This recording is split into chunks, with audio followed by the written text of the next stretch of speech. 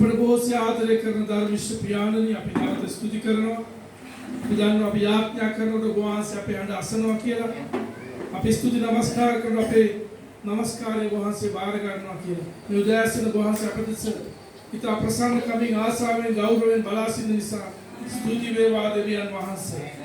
යාඥා කරන ඔබගේ දරුවන්ට ආශිර්වාද කරන්න ඕන විශේෂයෙන් මේ උදෑසන කරන ලද නමස්කාරයේ ප්‍රශංසාද ඒ වගේම ස්වාමීන් නිරන්තරයෙන් ඔබගේ රාජ්‍ය උත්සාහ කරන වැපිරීම් දීමන දස භාගයන්ගේ කොටස් නිසාද ස්තුති කරමින් ඒට ආශිර්වාද කරන්න ඔබගේ දෑත් සපලවත් කරන රැකී ආරක්ෂා ව්‍යාපාර ගොවිතැන් ඔවුන් අත තබලා තියෙන සෑම දේවල් වලට ස්වාමීනේ ආශිර්වාද කළා නිරර්ථක ලෙස මුදල් වැය වෙන මාර්ග වසා දමලා උන් උපස්ථාන කරන්න කියලා අපි විශේෂයෙන් මේ වෙලාවේදී යාඥා කරනවා.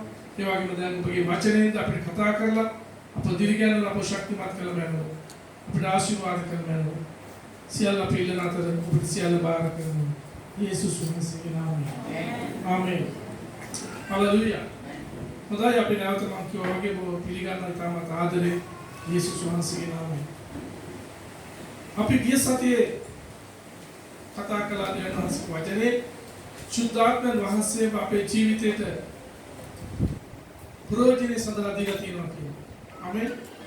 ඒ සුද්ධාත්මයන් වහන්සේගේ සේවයන් අපි ලබන්න අවශ්‍යයි අපේ කිතුණු ජීවිතය ගත කරන්න. මම අද දවසේ කතා කරන්න යන්නේ සාර්ථක කිතුණු ජීවිතයක්. බයිබලයේ බලාපොරොත්තු වෙන කිතුණු ජීවිතයක් ගත කරන්න ඒ සුද්ධාත්මයන් වහන්සේව අපි කොහොමද තවදුරටත් අපේ ජීවිතේට සේවාව අපි ලබන්නේ කියන්නේ. නැත්නම් කොහොමද අපි අපේ නව දිව්‍ය ස්වාමීන් වහන්සේට ගමන් කරන්න කියන්නේ. හලෙලූයා.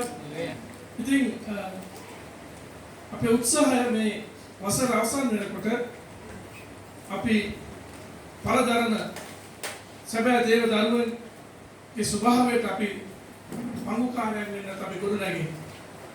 අපි ඒතකොට පිට අපි ගොඩනැගලා නැද්ද? දැන් අපි දේව දරුවෝ නෙමෙයිද කියලා. දේව දරුවෝ තමයි අපි. හලෙලූයා. නමුත් අපේ ජීවිත දෙවියන් වහන්සේට ඔබින ලෙස සුද්ධාත්ම වහන්සේ තුළ පළදරන ක්‍රිස්තියානි ස්වභාවයන් පෙන්වන ජීවිත බවට පත් කර ගන්න අවශ්‍යයි. ඒක තමයි අපේ උත්සාහය සහ මේ උදෑසන අපේ දේශනා කිරීමේ පරමාර්ථය. ආමේන්. දැන් අද මම කතා කරන්න යන්නේ අපේ හැඟීමකට වඩා මේ වචනය දෙවියන් වහන්සේවත් සත්‍යතාවයත් අපි අවබෝධ කර ගැනීම ඉතාමත් වැදගත් කියන්නේ. ආමේන්. අපි දැනගෙන ඉන්න අවශ්‍යයි අපි කවුද කියලා. හලෙලූයා. ඔබ කවුද? මම අහන්නේ ක්‍රිස්තියානි මූණ වලින්. නැත්නම් ඔබට කියන්න පුළුවන් ස්ත්‍රියෙක්, පුරුෂයෙක්, පියෙක්, දරුවෙක්, ශිෂ්‍යෙක් මේක කියන්න පුළුවන් ඔබ කවුද කිව්වොත්? ඔබ කවුද?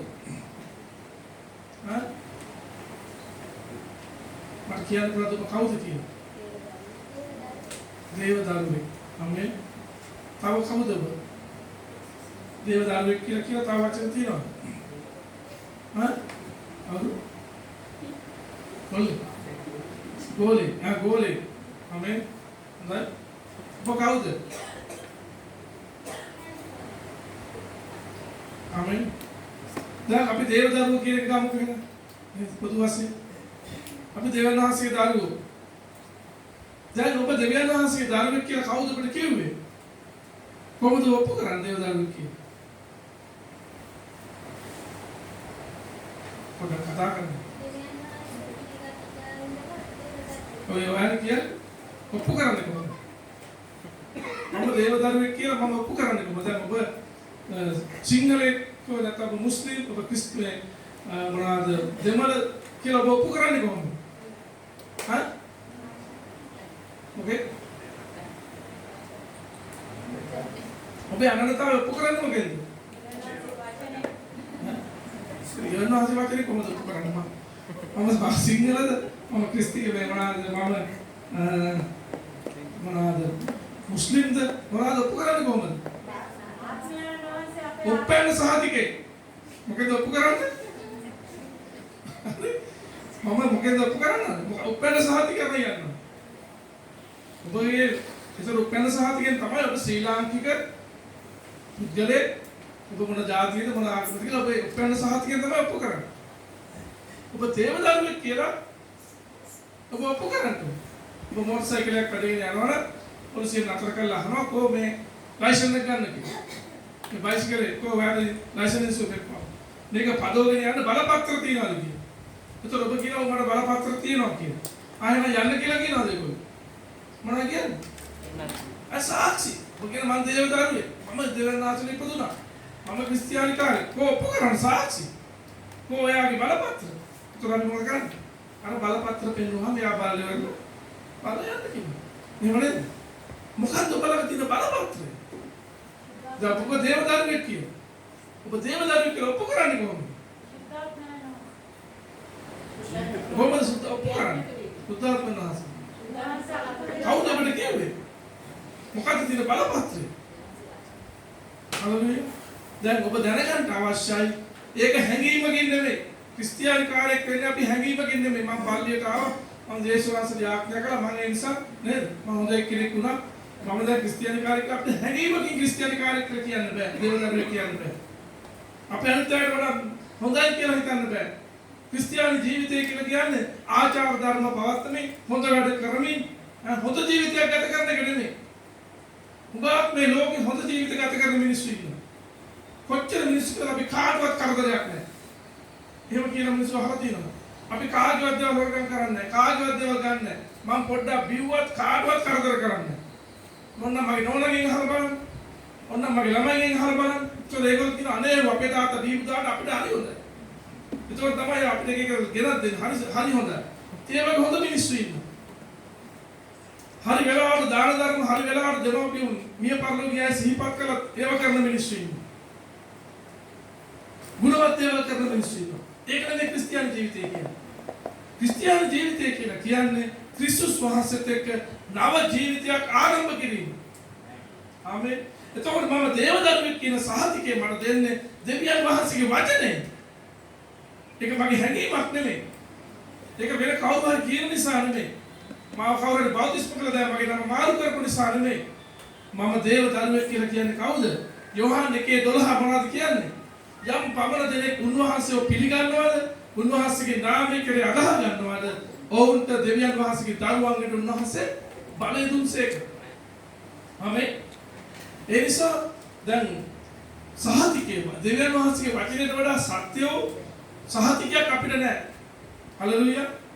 ඒ නිසා අපි සහතිකේ බය නැතුව පෙන්නනවා. බයිබලයේ කියනවා මම දේවදරුවෙක් කියලා. හරි? මම යේසුස් වහන්සේව ගැලවුම් කරු කියලා පිළිගත්තාම මගේ පාපෝච්චාරණය කළාම මම නැවත උත්පාදන ලැබුවාම යෝහන් 1:12 ඇතුළු බයිබල් පද රාශියක් අපිට හොයාගන්න පුළුවන් අපේ දෙවියන් වහන්සේගේ දරුවෝ කියලා. ආමේන්. ඒක එහෙම නැතුව නිකන් අපිට ආපු කල්පනාවක් නෙමෙයි. අදහසක් නෙමෙයි. සිතුවිල්ලක් නෙමෙයි. යම් කිසි තත්ත්වයක් ඒක. ආමේන්. දේවදරුවෙක් වෙනවා කියන්නේ යම් කිසි තත්ත්වයක්. අපි දෙවියන් වහන්සේත් එක්ක පෞද්ගලිකව සම්බන්ධතාවයක් පවත්වා ගැනීම තමයි දේවදරුවෙක් වෙනවා කියන්නේ. දැන් ඒ නිසා අපි දේවදරුවෙක් වුණාට පසුව බයිබලයේ කියන අපේ ස්වාමීන් වහන්සේ සදාකාල ජීවනය අපිට දුන්නා කියලා. යේසුස් වහන්සේ. හලෙලූයා. ඒ සමයේ දැසන අපි නිකන් හැඟීමක් ඇතුව හැඟීම තියෙන එක හොඳයි. නමුත් අපි ඒකට බුද්ධිමත් දැනගන්න අවශ්‍ය වචනයක තුල මම නැවත උත්පාදනය ලැබුවා කිතුනේ. මම වෙනස් ජීවිතයකට ගත කරන්නේ. මම දෙවියන් වහන්සේ තුල වෙනම ආකාරයෙන් තනපු කෙනෙක්. මම දෙවියන් වහන්සේගේ දරුවෙක්. උන්වහන්සේ හිතා මතා මාව උත්පාදනය කළා. යේසුස් වහන්සේ ජීවිතේ පූජා කරලා ඒ මරණය විතර මට ඒ තත්ත්වය ලබා දීලා තියෙනවා. හලෙලූයා. ඒ සහතිකය අපිට තියෙන්න ඕනේ. නැත්නම් ඒක වෙලාවට අනේ මගේ ආඥාව දෙවියන් වහන්සේ අහනවා දන්නේ නැහැ. මම දේව දරුවෙක් ඇත්තටම කියලා හිතිච්ච අවස්ථාවක් තියෙනවද ඔයගොල්ලෝ? සමහර වෙලේ හිතෙන්න පුළුවන්. හැඟීම් වෙනස් වෙනවා. හැඟීමකින් නෙමෙයි අපි සත්‍යතාවයෙන් සහතිකයක් අපිට දීලා තියෙනවා. මම යේසුස් වහන්සේ තුල දේව දරුවෙක් කියන එක. ආමේන්. ඒ වගේම රෝම පොතේ අපිට කියනවා සුද්ධාත්මයන් වහන්සේ රෝම 8 වෙනි පරිච්ඡේදයේ ඒක තිබෙන්නේ රෝම 8:16 කියනවා සුද්ධාත්මයන් වහන්සේම අපිත් එක්ක එකතු වෙලා සාක්ෂි දරනවලු අපි දෙවියන් වහන්සේගේ දරුවෝ කියලා. රෝම 8:16 රෝම 8:16 කියන අපි දෙවියන් වහන්සේගේ දරුවෝයයි ආත්මයන් වහන්සේම අපේ ආත්මය හා එක්ක සාක්ෂි දෙන්නේ. හැඟීමක් නෙමෙයි. අපි තුල ඉන්න සුද්ධාත්මයන් වහන්සේම කියනවා අපිට අපි දෙවියන් වහන්සේගේ දරුවෝ කියලා. හලෙලූයා. දැන් අපි දේව දරුවෙක් වුණාට පසුව අපි ක්‍රිස්තුස් වහන්සේ තුළ මේ දේව ගතිගුණ, මේ දේව ස්වභාවය අපි පංගුකාරයන් වෙනවා. අපි ඒ ස්වභාවය ලබා ගන්න. අපි දැන් නැවත ඉපදුණා. අපි ඉපදුනාට පස්සේ හලෙලූයා අපි ඒ දෙවියන් වහන්සේගේ දරුවෙක් ලෙස ජීවත් වීම තමයි අපේ වගකීම. අපි අන්නේ දේශ තමයි දැන් වැඩි අවධානයක් අපේ ජීවිතය තුළ අපි යොමු කරන්න අවශ්‍යයි. අපි දෙවියන් වහන්සේගේ පිටත ඇවිල්ලා යාඥා කරන්න පුළුවන්, යම් යම් දේවල් කරන්න පුළුවන්. මොකද අපි දේව දරුවෙක් නැද්ද කියලා තීරණය කරන්නේ, නැත්නම් අපි ඒ තුල ජීවත් වෙනවද කියලා තීරණය කරන්නේ උන්වහන්සේගේ වචනය අනුව සහ අපේ හැසිරීම අනුව. අපි දකිනවා කායි සහ ආබෙල් පූජාවල් ගෙනාව දෙවියන් වහන්සේට. නේ? ඉස්ලාම ආබෙල් තමයි ගෙනාව කියන්නේ. ආබෙල් දෙවියන් වහන්සේගේ හඬක් ඇසිලා දෙවියන් වහන්සේ අඳුනගෙන ඔහු පූජාවල් ඔප්පු කළා උන්වහන්සේට. ඔහු පූජාවල් දෙවියන් වහන්සේ ඔප්පු කළා, දෙවියන් වහන්සේ කැමැත්ත කළාම දෙවියන් වහන්සේ උට ආශිර්වාද කළා.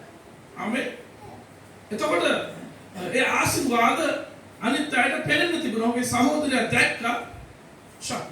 මගේ මල්ලි නැත්නම් මගේ සහෝදරයා නේ දෙවියන් වහන්සේට ගිහිල්ලා මේ පූජා පඬුරු ඔප්පු කළාට පස්සේ මිනිහා දැන් හොඳයි. මිනිහා යහපැත්තටමත් ගත්තා. ගොවිතැන් කරනවා. මිනිහා දැන් හොඳයි. මිනිහා ගේත් හදන්න පටන් ගත්තා. එයාට ආශිර්වාද ලැබුණා. එයාගේ ආශිර්වාද සඵලත්වය පෙළෙන්න තිබුණා. කායින් හිතුවා මම දෙවියන් වහන්සේට පූජාවක් ඔප්පු කරන්න ඕනේ. කායිනුත් ගෙනාවා. හැබැයි කායින්ගේ පූජාව දෙවියන් වහන්සේ පඬුරු සැලකුවේ නැහැ කියලා කිව්වා. පඬුරේ වරදක් තිබුණේ නැහැ. නමුත් ඔහුගේ ආකල්පවල ප්‍රශ්නයක් තිබුණා. මොකද මතක තියාගන්න. ඔබ පල්ලියට ඇවිල්ලා ඉද උදෑසන නමස්කාර කරන්න පුළුවන් ඔක්කොම එකතු වෙලා. හැබැයි ඔබේ ජීවිතය වෙනස් වෙලා නැත්තම්, ආකල්ප වෙනස් වෙලා නැත්තම්, නව ස්වභාවයට පත් වෙලා නැත්තම්, නව මාරු වීමක් වෙලා නැත්තම් ඒක ඇති තේරුමක් නැහැ. තේරුණා? අපි මේ ලෝකයේ විදියට හිතන්න පටන් අපිට බෑ. අපි තුල තිබෙන ස්වභාවය, ගතිගුණ මම කීයද අපිට කිව්වා අපිට කාවත් හදන්නවත් අපිට අපිව හදා ගන්නවත් බෑ කියලා. සුද්ධාත්මයන් වහන්සේ අපට උපස්ථාන කරන්න අවශ්‍යයි. අපේ ජීවිත ගොඩනගන්න. ඒ නිසා අපි තුලම තියෙනවා යම්කිසි ස්වභාවයක්.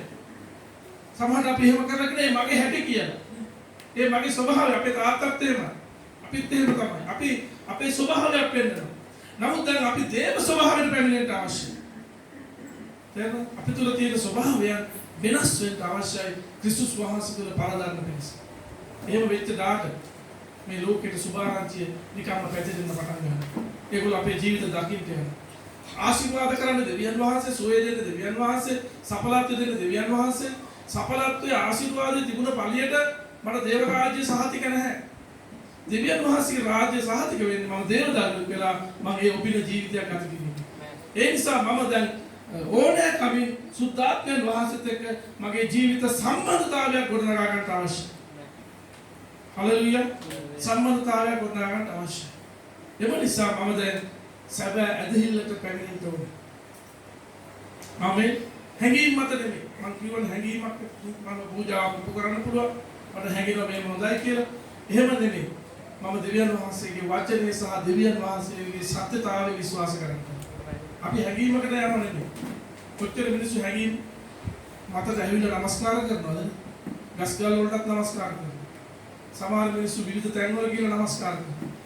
අද මේ ලෝකේ ගොඩාක් මිනිස්සු විවිධ විදිහට ආගමික දේවල් විශ්වාස කරනවා, අදහනවා. ඔවුන්ට හැඟෙනවා මේව හොඳයි කියලා මේවා ඉෂ්ට සිද්ධ කරනවා. හැබැයි ඔවුන් දන්නේ නැහැ මේක හරිද කියලා තව දෙයක් කරනවා සමහරවල්. ඔවුන් දන්නේ නැහැ කවුද සැබෑ දෙවියන් වහන්සේ කියලා. ඒ නිසා ඔවුන් හැම දෙවි කෙනෙක්ම විශ්වාස කරනවා. නමුත් ඔබත් මා දැනගන්න අවශ්‍යයි එකම සත්‍ය දෙවියන් වහන්සේ. ඒ දෙවියන් වහන්සේගේ වචනය. අපි යම්කිසි හැඟීමකින් දුරව නෙමෙයි අපි සත්‍ය දෙවියන් වහන්සේ දැනගෙන ඒ දෙවියන් වහන්සේගේ වචනේ තිබෙන මේ සත්‍යතාවය තමයි අපි කරු කරන්නේ. වචනේ තියෙන සත්‍යතාවය අපි අල්ල ගන්න ඕනේ. ආමේන්.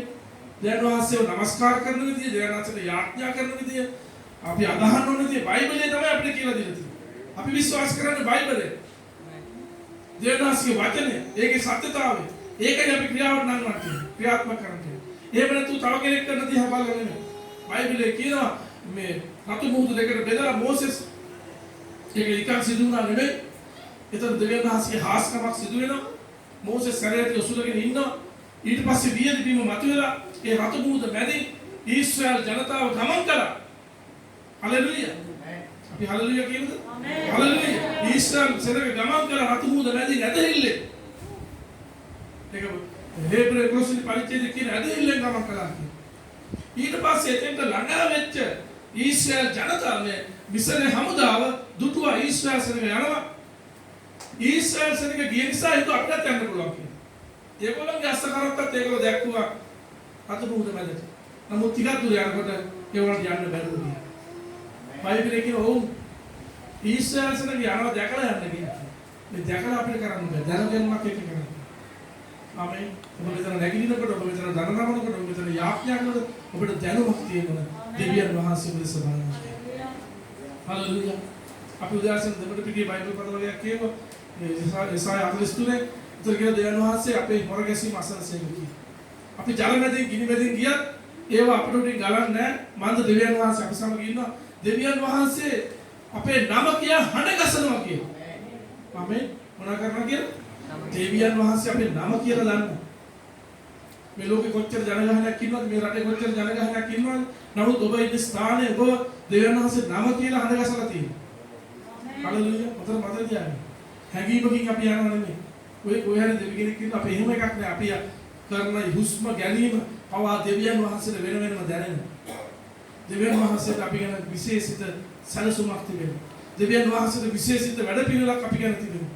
අපි දෙවියන් වහන්සේත් එක්ක සම්බන්ධතාවයේ පවත්වමින් ඒ සත්‍යතාවය තුළ අපි ගමන් කරන්න ඕනේ. ආමේන්. නැත්නම් පල්ලියට එන්න පුළුවන් ටික දවසක් ඔබට හැගෙනවා හොඳයි කියලා මෙතන. ඔබට හැගෙනවා යාඥා හොඳයි කියලා. ටික දවසක් ගියා මෙතන යාඥා වැඩක් නැහැ කියලා. ඒ නිසා අපි කියනවා එච්චර යාඥා කරන්න ඕනේ නැහැ කියලා. ටික දවසක් හිතන බයිබලයේ කියවන එක හොඳයි කියලා. ආයෙ හැගෙන හොඳ නැහැ කියලා. එහෙම වෙන්න බෑ අපිට. අපි බයිබලයේ සත්‍යතාවයේ වචනය අපි ලබා ගන්න ඕනේ. නැත්නම් පුද්ගලයෙක් යමක් කිව්වහම අපි ඒකට අවනත වෙනවා. තව කෙනෙක් අපිට කිව්වම අපි ඒකට අවනත වෙනවා. එහෙම බෑ. අපි වචනයේ ඇදහිල්ල සත්‍යතාවයේ දෙවියන් වහන්සේව අපි ගැඹුරින් දැනගන්න අවශ්‍යයි. හැම කෙනෙක් අපි নমස්කාර කරන දෙවියන් වහන්සේට කියනවා. හලෙලූයා. නම කියා හඬ ගසන උන්වහන්සේ මොර ගසන අපිට දැන් මේක අපි අර මහිමයටදී කතා කළා අපිට අයිති දේවල් කවුරුද ඇල්ලුවොත් අපි කෑ ගසනවා. එහෙම නේද? ඔබට අයිති දේවල් ඔබ පරිස්සම් කරගන්න. ඔබේ දියක් කවුරුද අරගෙන ඉන්නේ දාම ඔබ ආරක්ෂා කරලා තියලා තියෙන ඔබ පරිස්සමට තියලා තියෙන ඔබ ආදරේ රැක බලා ගන්න දෙයක් කවුරුද අත ගැසුවොත් එහෙම මේ දාලා තිබ්බොත් මොකද කරන්නේ? ඔබට තරහ යනවා. ඔබ කියලා කවුද ඒක ඇල්ලුවේ? දෙවියන් වහන්සේ අපි ගැන සැලකීමක්. ආමේන්. ඔබට කාටවත් අත ගසන්න දෙන්නේ නැහැ. දෙවියන් වහන්සේ නම කියා හඬ ගසා තියෙනවා අපි ගැන. විශේෂ තෝරා ගැනීමක් අපි. හලෙලූයා. මෙතන හම්බෙන්න ඉන්න සෙනගක් නෙමෙයි. ඔබ තේරුම් ගන්න එක මේ උදාසනදී. ඒ නිසා දෙවියන් වහන්සේ කියන්නේ සත්‍යතාවය වචනේ අපි ඒ තුල තමයි ගමන් කරන්න අපිට උන්වහන්සේ අවශ්‍ය හැඟීමක් නෙමෙයි ඒක. සත්‍ය දෙවියන් වහන්සේ අපි নমස්කාර කරනවා. ආමේන්. දෙවියන් වහන්සේගේ හැඟීමකින් ඔබ අදහන්න එපා. මේ වචනේ තියෙන සත්‍ය තේරුම් අරගෙන ඒකට කීකුරු වෙනවා තියෙනවා. උන්වහන්සේට ආශිර්වාද කරනවා. ඉතින් ඒ සත්‍ය දෙවියන් වහන්සේ තමයි අපි අදහන්නේ. ඇදහිල්ල වැදගත්. ආමේන්. හැඟීමට කලින් ඇදහිල්ල එන්න ඕනේ. හැඟීම කියන්නේ අපිට පසු වෙන ප්‍රතිඵලය. ඇදහිල්ල ප්‍රතිඵලය. හොඳ හැඟීම නෙමෙයි. නමුත් අපි සත්‍ය වචනේ දෙවියන් වහන්සේව අපි ගැඹුරට විශ්වාසය අදහන අපි ඇදහිල්ලේ ක්‍රියාව කරන්න. අපි ගායනා කළා දැන් ගීතිකාවක් ඔබ මන් දන්නේ අපිට තේරෙනවද කියලා මොනවාද අවසාන කිව්වේ දෙවිදි සොයන මට කිසිදා මොනියක් වෙන්නේ නැහැ. අපි ගායනා කළා රන් ඇදහිල්ලේ පවතිනු කියලා. රන් ඇදහිල්ලේ පවතිනු කියන්නේ මොකක්ද? ගායනා කළා නේද රන් ඇදහිල්ලේ පවතිනු කියලා. එතකොට ගායනා කරනකොට දන්නවද මේ මොකක් ගැනද ගායනා කරන්නේ කියලා? මොකද රන් ඇදහිල්ල කියලා කියන්නේ? තේරුණා? ඉහළ තලින් තියෙනදී. ඉහළ ඇදහිල්ල. ඉහළ තලින් තියෙනදී. අඳුම ඇදහිල්ල. උඩුම ඇදහිල්ල. තව විස්තර කරන්න කොහොමද? රන් ඇදහිල්ල. අතරන් දෙන්නේ ගිය වෙන්නේ මේ වාගය ගන්න. ගිය වෙන්නේ නැතුව. රන් ඇදහිල්ල. ස්ථිර. ආමේන්. මොන රන් ඇදහිල්ල කියන්නේ? දැන් අපි ගායනා කරා. රන් ඇදහිල්ල මොන ඇදහිල්ලද පවතින කියන්නේ? හොඳයි දිය වෙන ඇදහිල්ල පවතින බා ලුණු වගේ ඇදහිල්ල පවතින එහෙම කියන්නේ නැතුව මේ රන් ඇදහිල්ල කියන්නේ. අර අම්මා කිව්වා මේ දිය වෙන්නේ නැහැ කියලා. දිය වෙන්නේ නැහැ විතරක් නෙමෙයි. මොකද වෙන්නේ රන්. දැන් බයිබල් පදයක් ඔකට තියෙනවනේ. ඒක මම මතක් වෙයිද කියලා.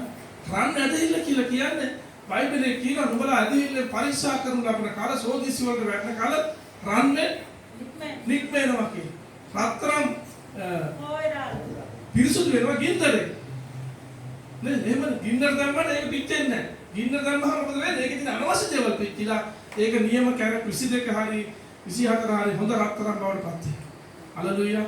එහෙනම් අපේ ඇදහිල්ල රන් ඇදහිල්ලක් වෙන්නේ යන්නේ මොනවට ආපුවම? නිකන් සීතල වතුරෙන් ගියාට නෙමෙයි. මොනවද අපිට සෝදිසි පරීක්ෂා අපේ ජීවිතේට පැමිණෙනකොට අපි බයිබලයේ වචනේ සත්‍යතාවය දැනගෙන ඇදහිල්ල තුල අපි ක්‍රියාත්මක වෙන්න. අපි හැදීමෙන් යනවා නම් නේද? මොකද වෙන්නේ? එක එක දේවල් අපිට හිතෙන්න පුළුවන්. මොනවා හරි භූත දෝෂයක්ද දන්නේ නැහැ. මොකක් හරි අපිට කපලයක්ද දන්නේ නැහැ. කවුරු හරි හුණීමක් කළද දන්නේ නැහැ. මල පෙරේතෙක් ඇවිල්ලාද දන්නේ නැහැ. අපි එක එක සිතුවිලි ගේනවා මිනිස්සු. ඒකේ මිනිස්සු සාස්ත්‍ර බලන්න යන්නේ. ඒකේ මිනිස්සු හඳහන් බලන්න යන්නේ. ඒකේ මිනිස්සු තමුන්ගේ ජීවිතය ගැන අනිත් අයගෙන් අහන්න යන්නේ. හැඟීමක් එක්ක යන්නේ. මේ දවස්වල අපිට කරදර වැඩි. මේ දවස්වල අපිට ප්‍රශ්න වැඩි. ඕන්ට විශ්වාසයක් නැහැ. දෙවියන් වහන්සේ දවස් පත අපේ බර උසුලනවා. හලෙලූයා. ඇදහිලිවන්තය දෙවියන් වහන්සේ දන්න මිනිස්සුයා දන්නවා. මගේ දෙවියන් වහන්සේ ජීවමානයි. හලෙලූයා. මම උන්වහන්සේත් එක්ක ගමන් කරන්නේ. උන්වහන්සේ මාදස පරාසිනවා. මට මොන අභියෝග ආවත් ඒ අභියෝග මැද මම උන්වහන්සේත් එක්ක ගමන් කරනවා. මම දෙවියන් වහන්සේ වචනේ සත්‍යතාවය. ජල මැදින් ගිනි මැදින් ඔබ යන නමුත් නුඹට අනතුරක් වෙන්නේ නැහැ. ජලයෙන් නුඹ වසා දමන්නේ නැහැ. ගින්න නුඹ පුරුස්සා දමන්නේ නැහැ. මක්නිසාද මම ඔබත් එක්ක ඉන්නවා කියලා බයිබලයේ දේනාසි කියන නිසා. ආමෙන්. ඉතින් දෙවියන් වහන්සේව දකින්න සෝදිසියෙන්න පුළුවන්. අපේ කිතුණු ජීවිතේ යේසුස් වහන්සේ අදහගත්තා කියලා ප්‍රශ්න ගැටළු වෙන්නේ නැති කමක් නැහැ. අභියෝග එන්නේ නැති කමක් නැහැ. රෝග වලට මුහුණ දෙන්න සිදු වෙන්න පුළුවන් සමහරවිට. නමුත් අපි හැම වෙලාවකම දකින්නේ මොකද්ද? ඇදහිල්ලෙන් අපි දෙවියන් වහන්සේත් එක්ක වචනේ තියෙන සත්‍යතාවය අල්ලගෙන අපි හිත ගන්න අවශ්‍යයි. අන්න ඒකයි වැදගත්. ඒ නිසා අපි කාටවත් දෝෂාරෝපණය කරන්නවත් කාටවත් ධනවදින්නවත් මගේ පූජාව දෙවියන් වහන්සේ පිළිගත්තේ නැත්තම් මොනවද කායින්ට කරන්න තිබුණේ? කායින්ට කරන්න තිබුණේ ආබෙල්ගෙන් ගිහිල්ලා අහන්න. උඹේ පූජාව දෙවියන් වහන්සේ පිළිගත්තා මගේ එක පිළිගත්තේ නැහැ මාලේ මොකද කරන්න ඕනේ මම? මම මොකද කරන්න ඕනේ අහලා තිබුණා. එහෙම නෙමෙයි කළේ මොකද කළේ? මිනිහා කුඹුරේ ඉන්නකොට කුඹුරු තස්සියක වැඩිලා මුගේ කුඹුරුත් දැන් මොකද හරියනවා? දැකලා ඊර්ෂ්‍යාවෙන් පිරීලා මොකද කළේ? එයාට ෂොට් එක දුන්නානේ. එයාව මැරුවා. කොහොමද දුෂ්ටකම්? කොහොමද එයා දැන් දේනසට පූජා කරන මිනිස්සු අනිත් අයට ෂොට් එක දෙන්න බලන් ඉන්නවා. දෝෂ ආරෝපණය කරන්න බලන් ඉන්නවා.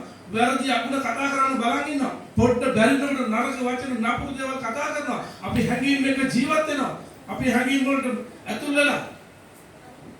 ආමේන්. දැන් ඔය වික්ටරත්වයක මහත්ය සින්දුවක් තියෙනවනේ.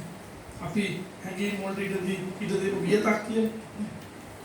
අහලා තියෙනවද? අපි හැංගීම් වලට ඉඩ දෙමු මට දෙන්න. ඉඩ දෙමු වියතක්. වියතක් දීලා දැක්කද වෙච්ච වැඩේ? යා. ඒක වියතක් ඉඩ දෙමු කියලා කියන්නේ පොඩ්ඩක්. හැංගීම් නරක නැහැ. හැංගීම් නැති මිනිහෙකුත් ඔබ ෆෑන් එක වගේ. හැංගීම් නැති මිනිහෙකුත් ඔබ ලයිට් එක වගේ. දාපු ගමන් බත් වේගෙ ඉඳි මුකු දන් තේරෙන්නේ. හැංගීම් අවශ්‍යයි. සුන්දර මිනිහෙක් වෙන්න. නමුත් හැංගීම් ඔබ පාලනය කරන්න ගන්න එපා. ඇදහිල්ලේ ජීවිතේ යන්න ඕනේ වචනේ සත්‍යතාවයත් එක්ක. දෙවියන් වහන්සේත් එක්ක.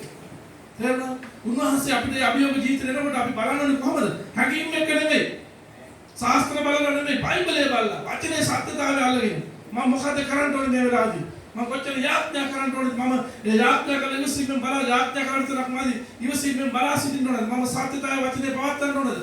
මගේ පූජාව දෙනසෙ පිළිගත්තේ නැත්නම් මම පූජාව පිළිගන්න පිණිස මම පසුතැවිලි වෙලා මම දෙවියන් වහන්සේත් එක්ක මගේ ජීවිතේ හදා ගන්න ඕන කියලා අන්නේ හැඟීමට ඇතුල් වෙන්න ඕන. ඒ දැනගැන්මට ඇතුල් වෙන්න ඕන.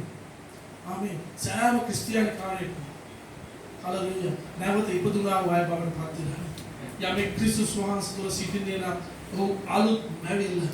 පරණ දේ පහව ගියය. මෙන්න සියල්ලම අලුත් වී තිබේ. අපේ ජීවිතය අලුත් කමෙන් අපි හැසිරෙන අපි හිතන විදිය, අපි ක්‍රියා කරන විදිය, අපි අනිත් අය දිහා බලන විදිය, අපේ ප්‍රේමණීය වෙන්න අවශ්‍යයි, බයිබලානුකූල වෙන්න අවශ්‍යයි.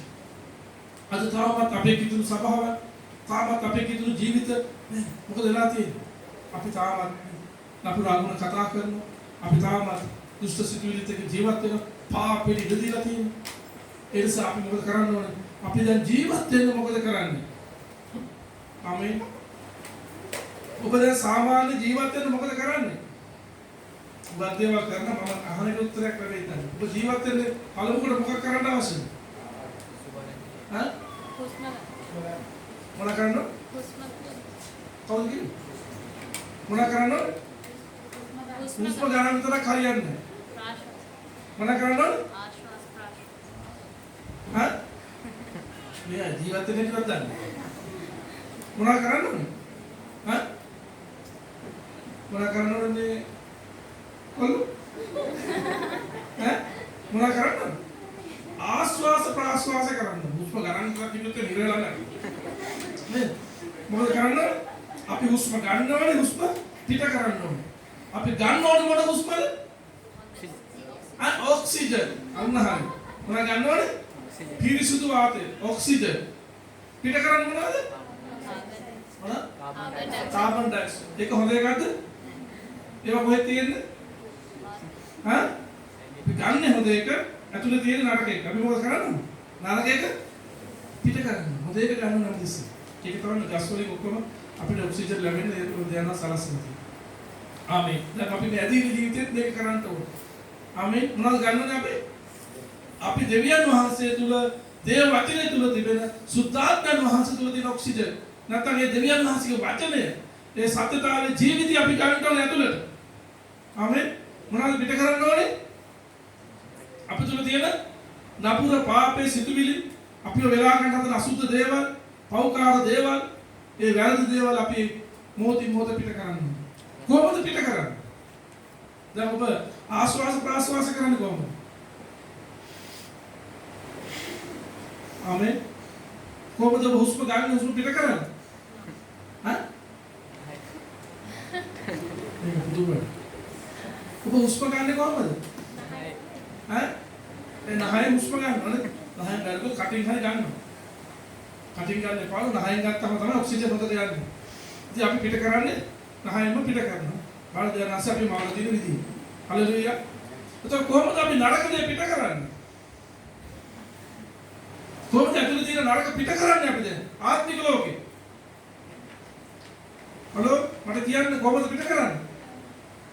හා? දැන් මේවා අපි දන්නේ නැති හින්දා නේද අපි තාම මේ ඇතුලේ හිර කරන් ඉන්නේ. නේ? පාව පිට කරන විදිහ දන්නේ නැහැ. නේද? ඒක දැන් මේ නරක දේවල් පිට කරන ශරීරයෙන් උනා දේවනාසි ක්‍රම හදලා තියෙනවා. එහෙමනේ? නැත්තම් හරි ප්‍රශ්නයක් එන්නේ. නේද? එහෙමනේ? අපේ ශරීරයේ තියෙන අසුද්ධ දේවල් පිට වෙන්න දේවනාසි ශරීරයේ යම්කිසි ක්‍රමවේද හදලා තියෙනවා.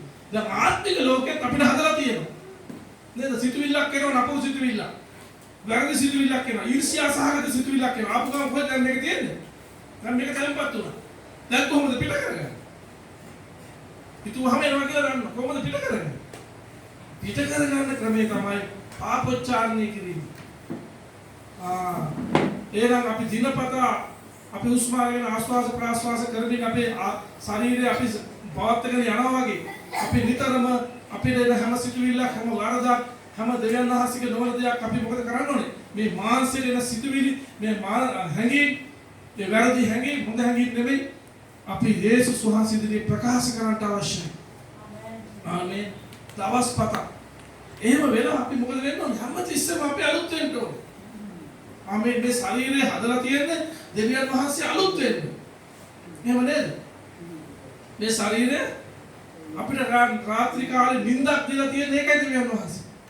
අර වෙහස මහන්සි වෙලා අපේ ශරීරය කොටස් ගෙවිලා ස්නායු ගෙවිලා නේද? මොනවද වෙන්නේ? මොනවද මේ ගෙවිච්ච හැම ඉන්ද්‍රිය නැවත අලුත් වෙනවා උදෑසන වෙනකොට. දහස් ගණන් සෛල මේ දසදහස් ගණන් සෛල රාත්‍රී කාලේ නැවත වර්ධනය වෙන ගෙවිගේ සෛල. ඒ වගේ තමයි ආත්මික ජීවිතය. හැම දවසකම අලුත් වෙනවා. ඉඳලා එක්ක පල්ලියට ඇවිල්ලා පළවෙනි ඉඳලා පල්ලියට ඇවිල්ලා සිකුරාදා ආඥා කළා. ඊර්දාවේ ආඥා කළ තරක් හරියන්නේ. අපි යම් කිසි පැවැත්මක් අපි හදාගෙන යන්න අවශ්‍යයි දෙවියන් වහන්සේත් එක්ක. අපි අලුතෙන් ඉපදිච්ච අය අපි දැනගන්න අවශ්‍යයි. ඒ අලුතෙන් ඉපදිච්ච මිනිස්යාගේ ආත්මික ආහාර මොනවද කියලා. මේවා සරල පාඩම්. අපි මේ මුලින්ම ඉගෙන ගන්න ඕන දේවල්. ඒ ආඥාව අවශ්‍යයි. බයිබලය අවශ්‍යයි. කිතුරු සහභාගීකම අවශ්‍යයි. දැනහසල සේවය කිරීම අවශ්‍යයි. මේ දේවල් තමයි ආත්මික මිනිස්යා ජීවත් කරවන්නේ. අපි ආත්මික ආහාර භුක්ති විඳින්න. අපි අධිහිල්ලෙන් අපි ගමන් කරන්න අවශ්‍යයි. හලෙලූයා. අපි දැන් දෙවියන් වහන්සේගේ ධර්ම. ඒකන කිසි ප්‍රශ්නයක් නෑ අපිට. හලෙලූයා. ප්‍රශ්නයක් තියනවද? ඔබ ඒක ආඩම්බර වෙන්න ඕනේ. මිනිස්සු කියන්නේ අපි කියන එක දේවල්. නමුත් අපි දෙවියන් වහන්සේගේ ධර්ම. සුද්ධාත්මයන් වහන්සේ අප වෙනස් කරලා තියෙනවා. අපි දැන් අලුත් නැවිලා. හලෙලූයා. අපි අලුත් නැවිලා. දෙවියන් වහන්සේ අප අලුත් නැවිලා බවට පත් කරලා තියෙනවා. ඒ නිසා ක්‍රිස්තියානි කාර්යයක් වශයෙන් අපි දැනගත යුතු තව කරුණු හතරක් මම ඔබ ඉදිරියට තබන්න යනවා. දේව දරුවෙක් වශයෙන් මම දැනගත යුතු කරුණු හතරක්. එළිදරව් 3:20. කවුරු හරි කියවන එළිදරව් 3:20. ඉක්මනට කියවන්න.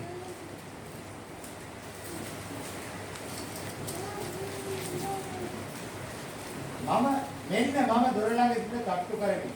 යමෙක් මාගේ අනාසා දොර ඇරියොත් ඔහු වෙතට ඇතුල්ව ඔහු සමග කෑම කන්නේමි. ඔහුද මා සමග කන්නේය. ආමේන්. මේ කවුද කියන්නේ? මේ කවුද කියන්නේ? යේසුස් වහන්සේ කියනවා මෙන්න මම දොර ළඟ සිට තට්ටු කරනවා. යමෙක් මාගේ හඬ අසා දොර ඇරියොත් මම ඔහු වෙතට ඇතුල් වෙනවා. මේ ගේ දොර නෙවෙයි අපේ හදවත දොර අපේ කැමැත්ත තමයි මෙතන ප්‍රකාශ කරන්නේ. අපි කැමැත්තෙන් අපි යේසුස් වහන්සේව අපේ ජීවිතේ පිළිගත්තාම යේසුස් වහන්සේ කොහාටද දෙන්නේ? අපේ ජීවිතයට එනවා. ආමේන්. මෙන්න මම දොර ළඟ සිට තට්ටු කරගෙන යමෙක් මාගේ හඬ අසා දොර ඇරියොත් මම ඔහු වෙතට ඇතුල් වෙලා මොකද කරනවා කියන්නේ? මෙතන පිටවියන් කතාවක් කියන්නේ. ආමේන්. මෙතන පිටවියන් කතාවක් කියන්නේ උන්වහන්සේ අපිත් එක්ක ඉන්න බව තමයි ප්‍රකාශ කරන්නේ. ආමේන්. ඒ නිසා දැන් හැම දේව දරුවෙක් මතක තියාගන්න පල්ලියේ ඉන්න දෙවි කෙනෙක් විතරක් නෙමෙයි අපි අදහන්නේ. ආමේන්. අපි පල්ලියට ආවම දෙයන්වන්සේ බලන් ඉන්නවා. ඒ සම්මුතිය ඉන්නවනේ මේ වගේ වාඩි වෙලා නේද? මේ වගේ ඉන්නවනේ. ඊට පස්සේ පල්ලියේ ඉඳ ගියම දෙයන්වන්සේ පේන්නේ. පල්ලියෙන් ආවම එහෙම එකක් නැත. ආමේන්. දෙවියන් වහන්සේ අපිත් එක්ක ඉන්නවා හැමතිස්සෙම.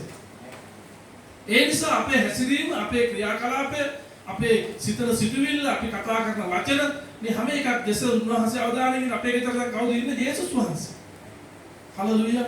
ඒතර ඔබේ ගෙදර යේසුස් වහන්සේ ඉන්නවා නම් ඔබ ඔබේ නිවස නිරන්තර පිරිසිදුව තබා ගන්න කියලා දෙවියන් වහන්සේ වචනේ කියනවා. බයිබලයේ කියනවා නුඹලා තුල සුද්ධාත්ම වාසය වාසය කරන බවද උන්වහන්සේගේ මාලිගාව නුඹලා බවද නුඹලා නොදනිවද? මේ ශරීරයේ කවුරු හරි නාස්ති කරන්න එපා. දෙවියන් වහන්සේ බලන්නේ ආත්මය විතරයි, ශරීරය වැඩක් නැහැ, සිතුවිල්ල වැඩක් නැහැ කියලා හිතන්න එපා. දෙවියන් වහන්සේ අපිත් එක්ක ඉන්නවා. හලෙලූයා. දෙවියන් වහන්සේ අපිත් එක්ක ඉන්නේ නිවැරදි දේ කරන්න, හරි දේට මඟ පෙන්වන්න.